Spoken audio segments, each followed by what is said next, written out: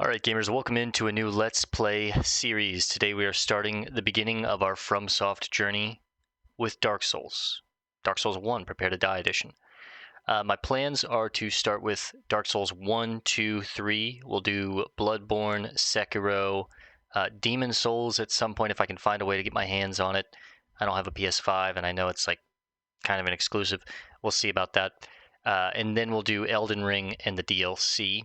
And after all that, we'll go back and visit the origins of FromSoft with Kingsfield 1, 2, 3, and 4. Maybe just 1, 2, and 3. I know there's some differences between the Japanese and the North American release of that game. So once I figure out what's the correct order and what's actually canon, we'll play those after all else is said and done. But today we're starting with Dark Souls 1. So let's jump in, shall we? Now, total honesty, I have some background with Dark Souls 1. I played probably collectively 10 hours of Dark Souls 1 before I rage quit many years ago, but I do remember a couple key points. I've watched some video essays on the game, of course, because after Elden Ring, I got really into the lore of both Elden Ring and Dark Souls themselves, so I know some things about Dark Souls throughout the years. Not everything, and we're definitely going to get screwed after the initial beginning part, but I do know some stuff with the initial beginning. So let's go ahead and jump in, start a new game. I deleted my old character so we could reapply all of our settings and stuff. The brightness looks good for me. Camera speed, let's crank it up to 7. Vibration's nice. I do want the subtitles on. Just seeing how this reads on OBS. Let's go with 2, 3, and 2, 3, and 6. Join the leaderboard. I don't really care. I'm not a leaderboard gamer.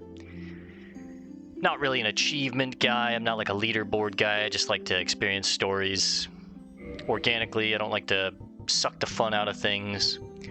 Motion blur has to be off though. Resolution looks good. Yeah, the rest is good. This is more for mouse and key, but I'm playing on controller, so. Alright, let's name our character. We will be Bale. Sex, yes please. Stupid Austin Powers joke. Male or female, abilities not affected. Well, we are a male. Our class, we can be a warrior, fearless warrior, weapon expert, high strength, dexterity. We could be a knight, low-ranking knight, high HP, solid armor, not easily toppled.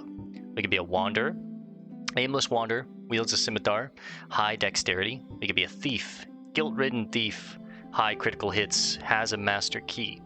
We can be a bandit, savage bandit, high strength, wields heavy battle axe, pretty sick. We could be a hunter, bow-wielding hunter, okay at close range, but weak with magic. We could be a sorcerer, sorcerer of Vinheim, dragon school, casts soul sorceries. We could be a pyromancer, swamp pyromancer, casts fire spells and wields a hand axe. We could be a cleric, cleric on pilgrimage, wields a mace and casts healing miracles. Or we could be the depraved, unclothed enigma, only armed with a club and an old plank shield. Well, me, I am oftentimes a rogue player. In most games that I play, I like to play a rogue, main a rogue, or anything that's close to a rogue, so a bandit, a thief. If they don't have something like that, I usually go for like the archer, which is more of like basically any stealth class. That's kind of what I like to do. That's what I see myself as in real life. If I was pulled into a fantasy setting, I would probably be, I'm not the biggest muscular guy, I'm not the smartest guy. But I feel like I'm pretty dexterous, I'm pretty agile, so I'm going to go with a thief. We start with the master key, which is really nice. I know that the master key allows you access to a lot of places that you wouldn't have access to as easily. And it's also one of the gift items that you can take, so we actually don't have to choose the master key here. We actually can choose something else. So, our gift items, we have the Goddess's Blessing, Divine Holy Water, fully restores HP and status. I think that's a one-time use and it's gone. We have the Black Fire Bomb, explodes upon impact when thrown, more deadly than the STD Bomb. STD Bomb. Miyazaki? What's up? Twin Humanities, tiny sprite called Humanity. sometimes found on carcasses. We can get the binoculars.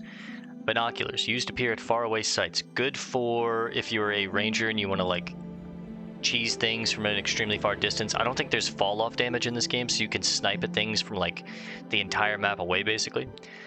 Pendant, trinket, no effect, but fond memories comfort travelers. That's sweet. The master key opens any basic lock. Initial equip for thieves. That's us. The tiny being's ring. Special tribal ring. HP recovers slowly while equipped. That's nice. Saves you Estus on in between traveling through areas, I imagine. And then the old witch's ring. Gift from a witch. Ancient ring with no obvious effect.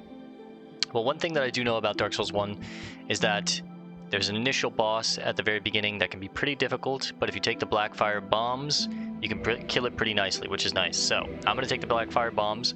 We also have the Master Key because I'm a thief. Now, our physique, we can be average, standard physique, slim physique, very slim, skin and bones, large, very large, serious presence, large upper body, rippled physique, especially on the upper body, the large lower body, got that dump truck ass. Large physique, mostly lower body, top heavy, large head, could be very intellectual. Tiny head, proportionately small head. I think it means more disproportionately, but I'm probably going to go with slim. I think this affects your roll, but I can't remember. The face, we can be a commoner, very average commoner face. We could be a delta farmer, commonly seen face in the 5-fingered delta. And I think that's pretty interesting, knowing what I know about Elden Ring. That's the game that really got me into Souls-like games. I played Dark Souls 1 many years ago, back in like 2011, 2012 when the game came out.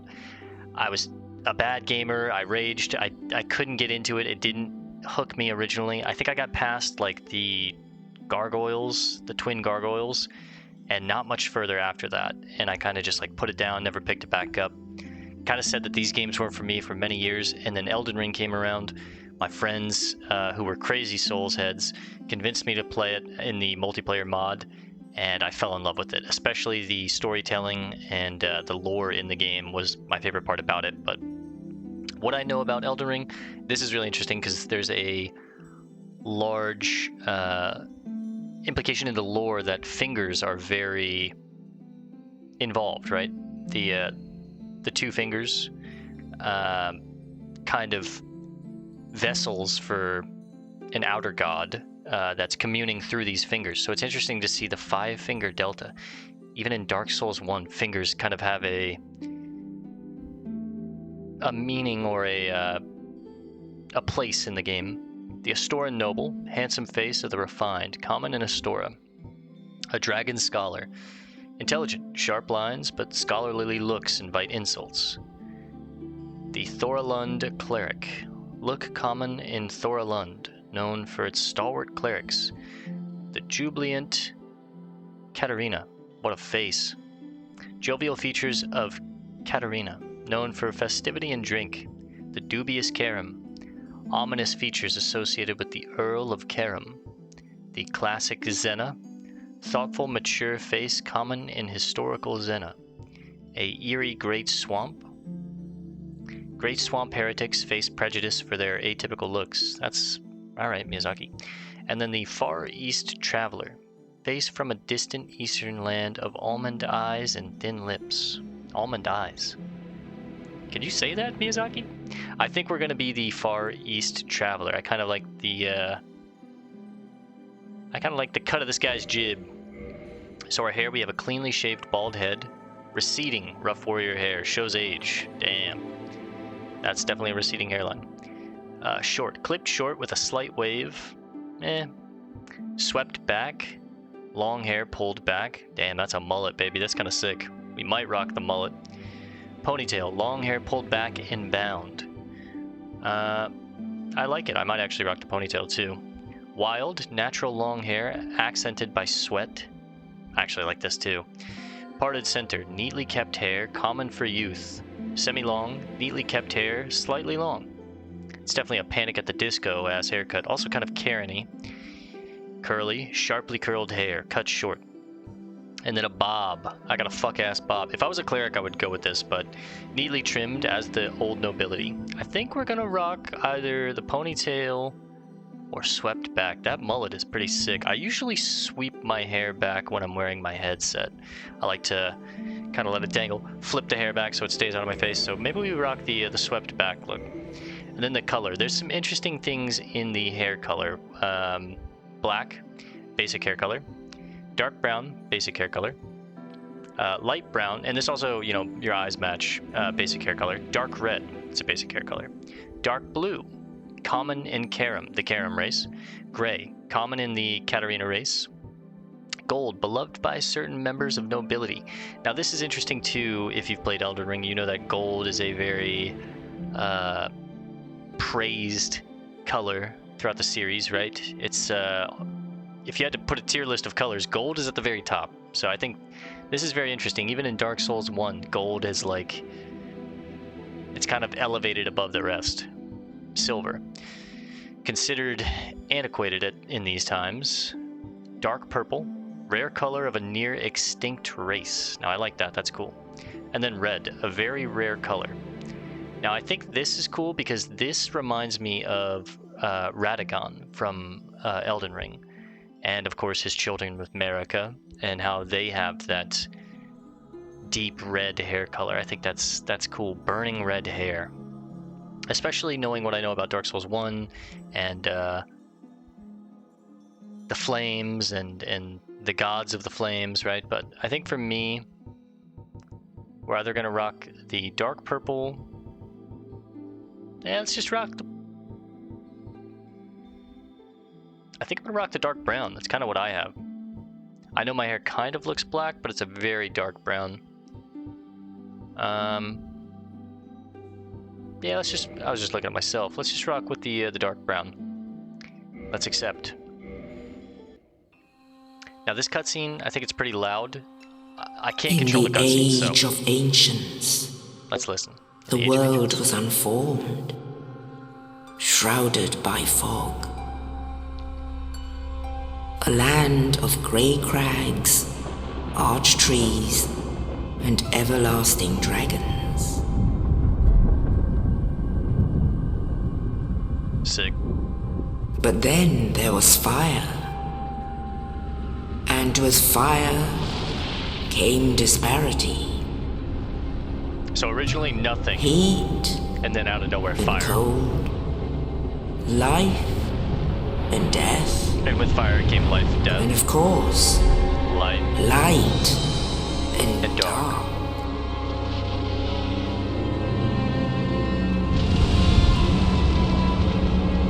Then from the dark they came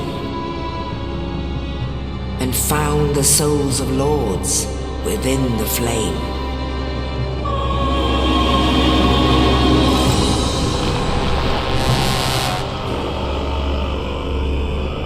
Nito, the first of the dead.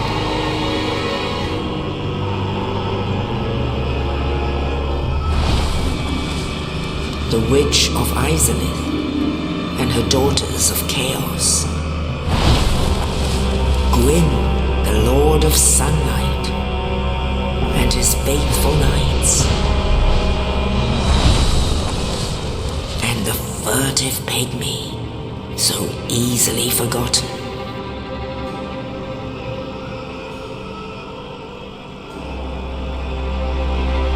With the strength of lords, they challenged the dragons.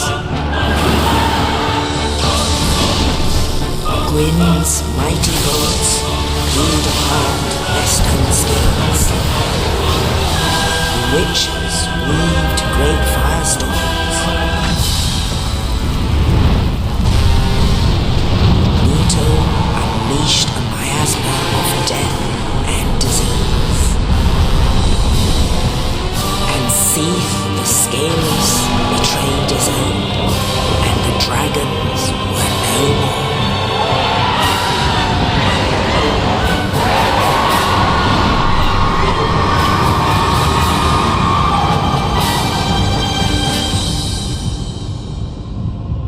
Thus began the age of fire.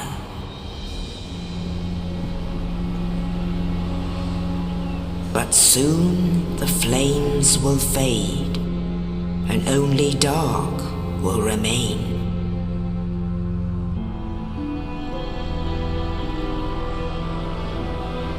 Even now, there are only embers. Just traces. And man sees not light, but only endless nights. And amongst the living are seen carriers of the accursed dark side.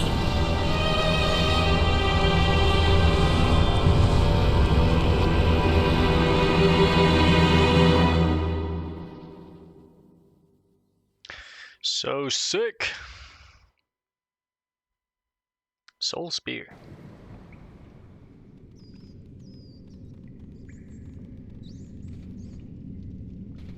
Yes, indeed. The dark sign brands the undead.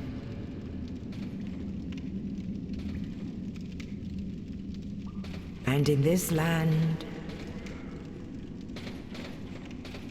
the undead are corralled and led to the north.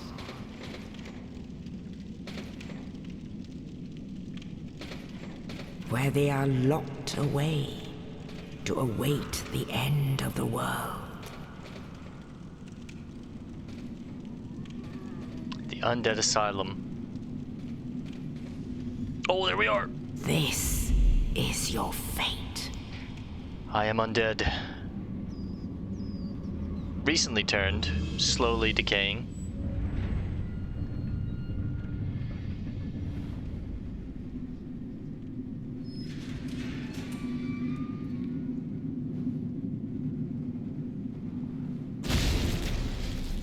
What the? Oh. I want to be like that guy.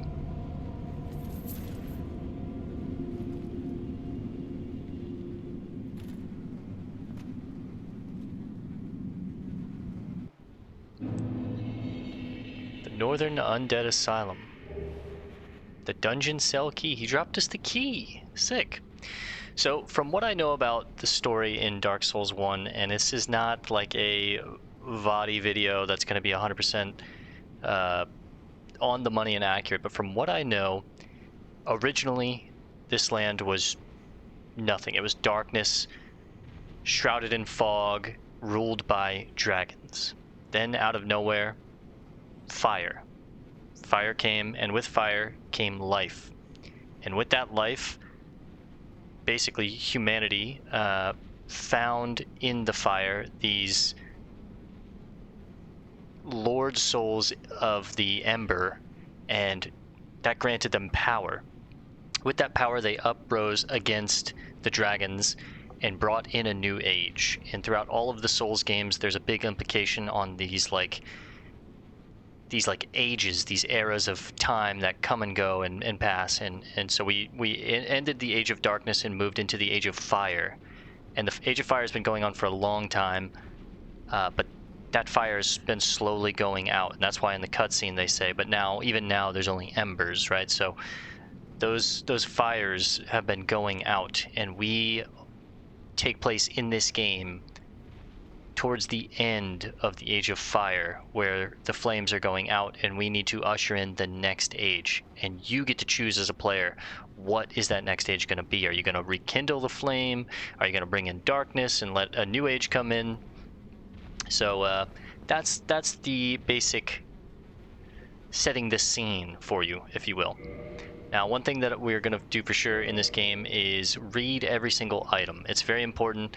In Souls-like games, well, mostly FromSoft games, they put a lot of the story in item descriptions. You'll learn a lot if you just stop and read the items that you get, pick up, receive.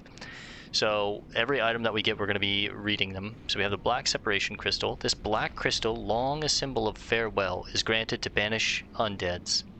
The crystal sends phantoms back to their homes or sends you back to yours. Beware of fickle use of this item if you intend to nurture relations. The Blackfire Bomb. Black bisque urn filled with black powder.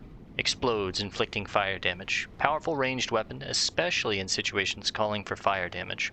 A very precious item at low levels. Black fire bombs are especially destructive. We also have the dark sign. The dark sign signifies an accursed undead.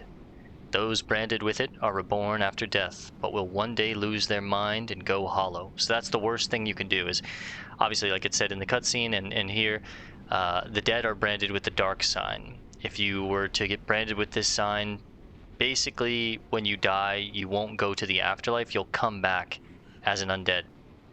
Over and over, slowly going more and more hollow, basically losing your mind and going crazy, right? So we never want to go hollow.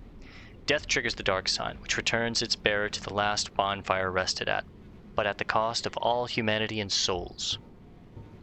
So we have the master key. This is what we got for being a thief. This universal key opens any basic lock. Tool of the trade for thieves. But in the accursed lands of the undead, most doors are better left unopened. We have the dungeon cell key. Key to the dungeon of the undead asylum to the north. So basically all the undead are brought to this prison here, the undead asylum, right, and locked away for forever. A mysterious knight without saying a word, shoved a corpse down into the cell, and on its person was this key. Who was this knight, and what was his purpose? There may be no answers, but one must still forge ahead.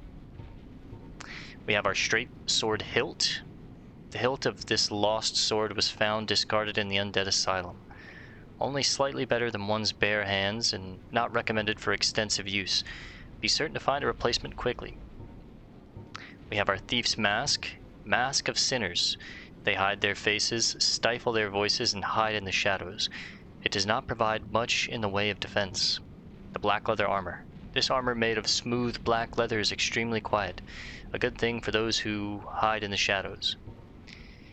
These gloves made of smooth black leather are extremely quiet, good for those who hide in the shadows. These boots made of smooth black leather are extremely quiet, good for those who hide in the shadows. The leather itself is thick, offering a decent level of protection. That's what it says for the rest of these two. So that's about all for the items that we have right now. Let's continue on.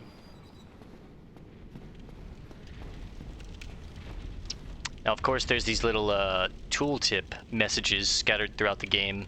Online, you could have other players giving you tips, but in a offline world like we're playing on, it's mostly just going to be developer tips, right? So right stick, camera controls, these kind of things. RB to attack. Just hit a quick little slash on them. Now there is the jailer of the prison. Right there. The asylum demon.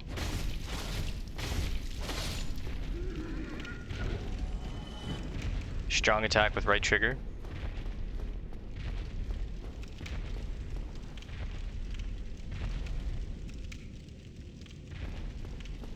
Just seeing if I can open any of these, or maybe even if anyone's inside of any of them.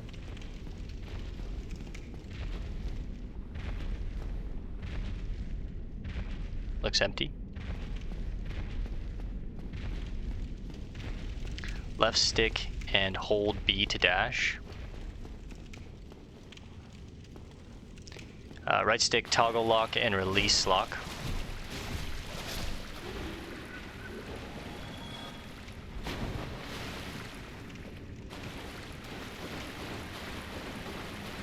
Let me see if I can crank up the sound just a little bit.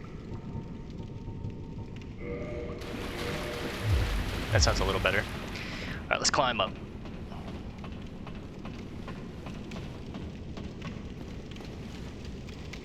Now, you don't get much time in Dark Souls. They really throw you right into the thick of it. Rest at a bonfire, recover HP. Bonfire lit.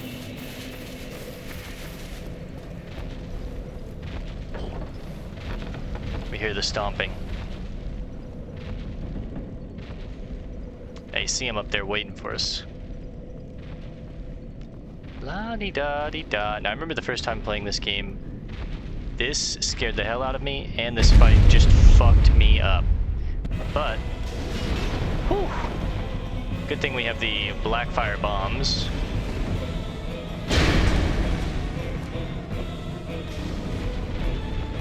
Couple bombs should do the trick.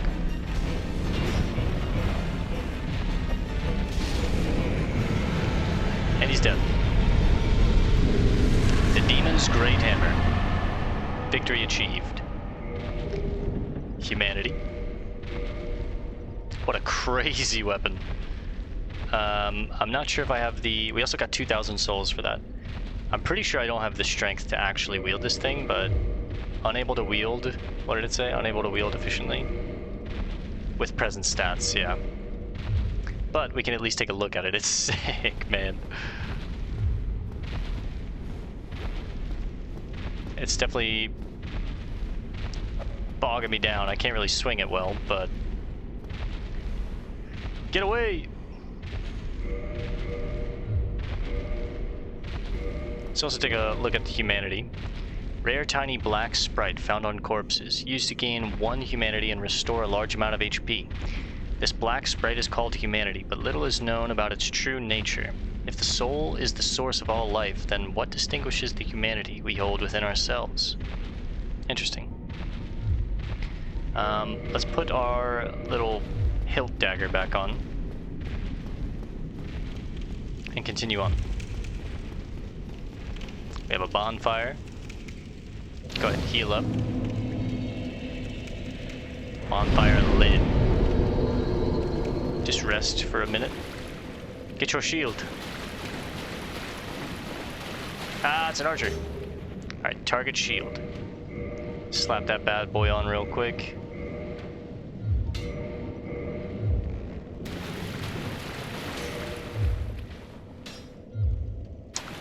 Open the menu. Left bumper with your shield to guard. No need to run. Come here. You were talking all that shit before. A bandit's knife. We get our knife too. So,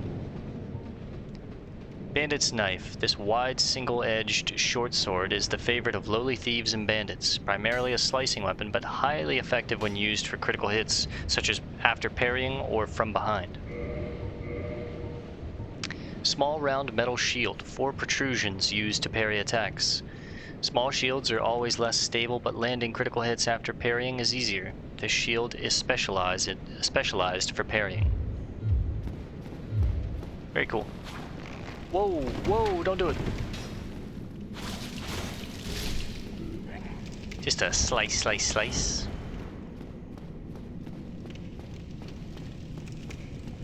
Traverse the white light.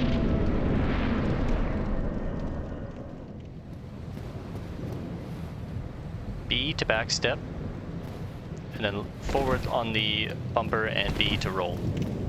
So this is just a upper level of the Undead Asylum. Obviously down there is our bonfire, and that's where we just defeated the Asylum demon. Now there is an item up here, and I never really know how to get it. I don't even know if you're supposed to. I think it's maybe just baiting you, but... Any hidden walls here? You never know with Dark Souls. You have to check the walls. Sometimes they're hidden. You have to strike at them. Don't break your dagger now.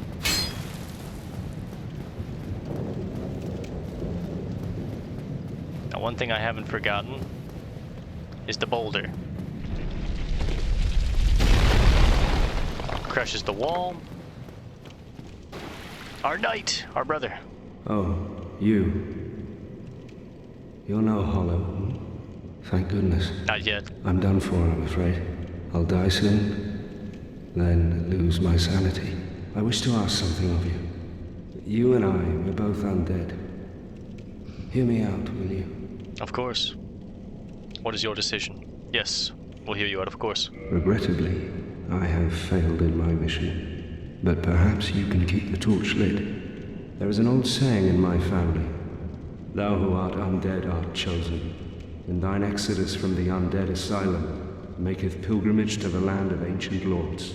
When thou ringeth the bell of awakening, the fate of the undead thou shalt know. Well, now you know. And I can die with hope in my heart. Oh, one more thing.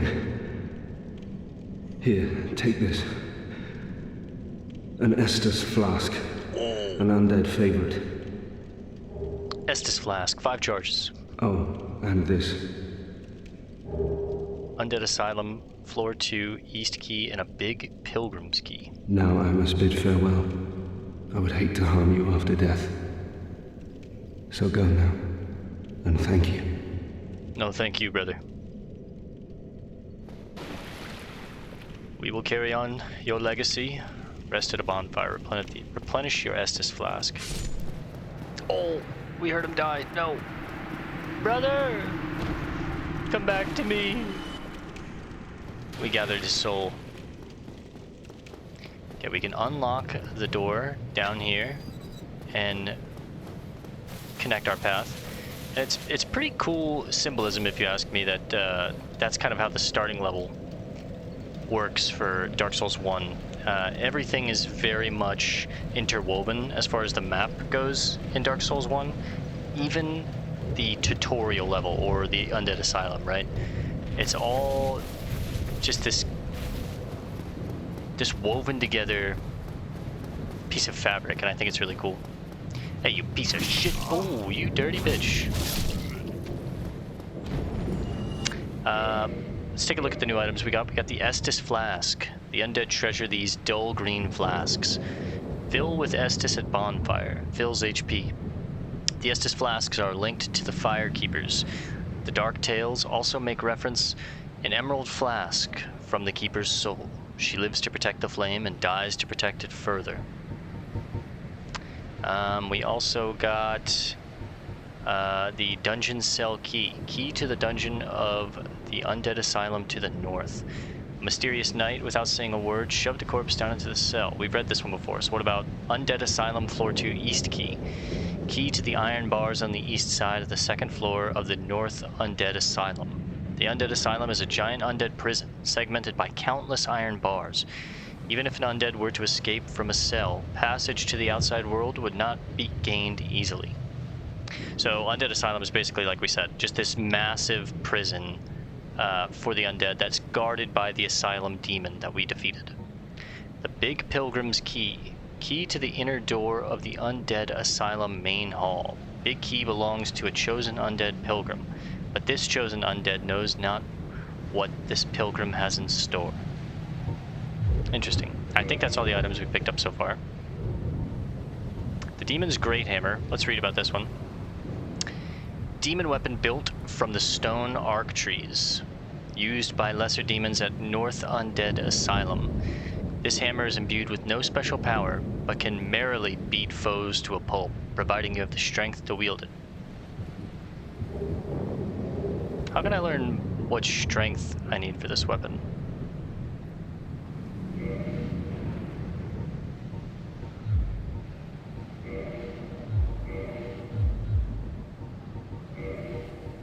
Maybe we can see in here.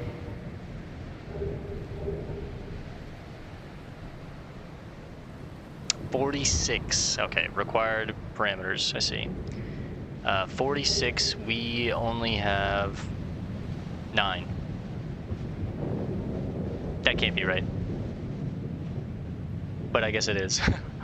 Alright, let's press on. Use the Undead Asylum Floor 2 East Key.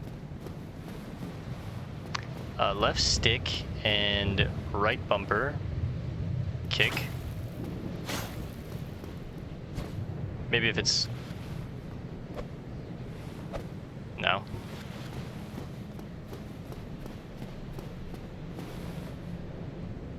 Left stick and right bumper?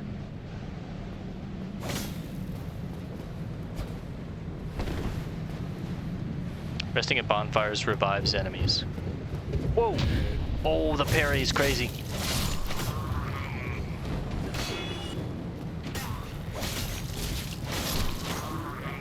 Oh, you got me.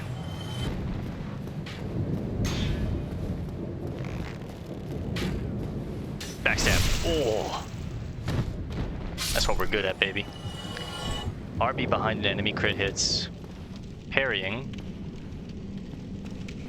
Oh, what you got? What you got? You left yourself wide open. Oh, good block, good block.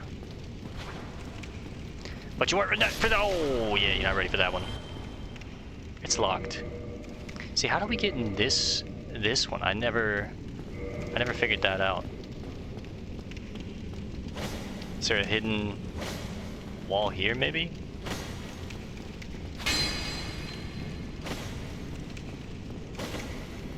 There's got to be a way.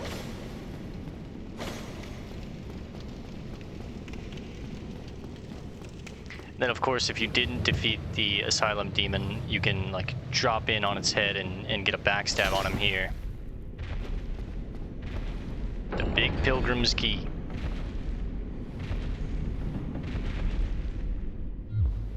Now, before we go...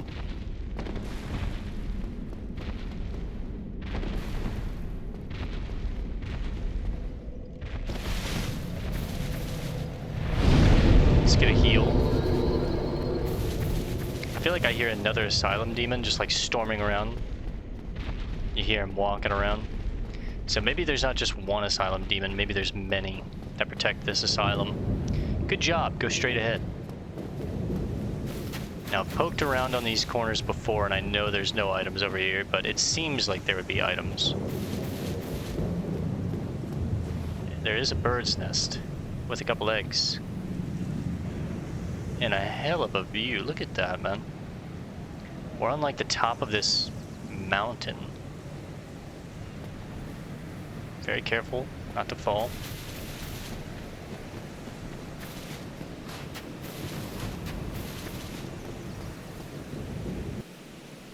Oh.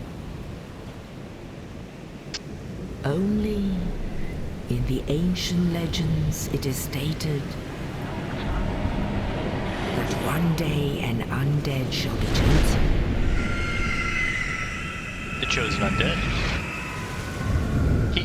He talking about me? To leave the undead asylum in pilgrimage. Just like the knight said. To the land of the ancient lords. Lordran. Lordran. That's where we're heading. Oh, that's how you start a game, boys. So fucking sick. So I'm a little bit familiar with some stuff after the start of Lordran, but this is where, you know, like I said, after the gargoyle, the twin gargoyles, I don't really know too much after that. But this is the main hub of the game. This is where we'll always come back to Firelink Shrine. In Lordran, level up and kindle at bonfires. Firelink Shrine. So I think we're going to rest, level up. For me, in a lot of other, well, I guess mainly just Elden Ring, I like to go for more damage, but I know in Dark Souls 1, especially because I'm alone, and the hitboxes are much more janky, the iframes are much less forgiving. I feel like Vitality is going to be something that we really need to focus on. So I think I'm going to put 2 points in Vitality, and then Strength gives me 1 extra damage on my R1 attack and my L1 attack. It also gives me 2 points in physical defense, helps against slashing, striking, thrusting, a little bit of magic defense, flame and lightning. But Dexterity gives me more points on my R1 attack. And Endurance increases my stamina. Also my equipment load, my bleed resistance, my attunement seems more just all around defense. I think we're gonna go with Vitality and Dexterity. I think those are gonna be my main stats that I level up. I'm a big R1 enjoyer when it comes to the attack pattern. I'm gonna be using smaller one-handed weapons. I'm not gonna be using a big strength Unga Bunga build. That's just not really me. I'm a thief. I'll probably be using like daggers, swords, short swords, katanas, these kind of things, right? So maybe a shield in the offhand, a small little buckler to parry, maybe just dual weapons. We'll see as we go. Probably switching it up throughout the playthrough, but I think the main stats that I'm going to be leveling up are Vitality and Dexterity. Now, 2 points in vitality takes me from 552 to 594. I could put one more in there and go all the way up to 616. But I think 11 vitality, 11 attunement. Yeah, so strength will give me 1 point on my R1, 1 point on my L1. Dex will give me 2 points on my R1. So I think I'm going to go with Dex. So this looks good for me. We hit level 8, which is nice. We spend all our souls. And we're not going to reverse our hollowing just yet. We are hollowed, which basically just means we've lost our humanity. We are starting to go mad, but we're not fully there. But yeah, you know what? I don't have humanity. I need to consume the humanity that I have. So let's consume that humanity, and let's reverse our hollow. Offer humanity and reverse your hollowing. Yes. Now this is going to increase my max health. I'm now a human again. You can tell by the your face changes when you are going hollow and when you've restored your humanity. But all right, I think we're going to call this one here for now, guys. We'll continue on in the next one, push through a bit of Firelink Shrine, and head to the Undead Burg. So I'll see you guys in the next one. Thanks for hanging out. Peace and love, and God bless gamers.